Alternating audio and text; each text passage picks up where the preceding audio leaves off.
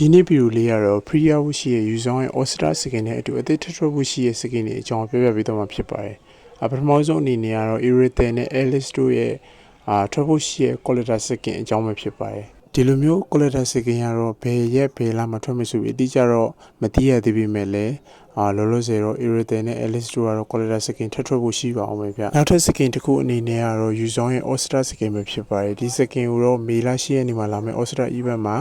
test သေးစားလေးလုံရင်နဲ့ free ရမှာဖြစ်ပါတယ်။ All-Star Skin Series မှာပါဝင်လာမယ့် Skin ဖြစ်တာမလို့ free ဆိုပေမဲ့လည်းမွန်တို့အနေနဲ့ဖြစ်တယ်လို့လုပ်ပေးထားမှာမဟုတ်ဘဲနဲ့တည်ချာ Skin effect တွေ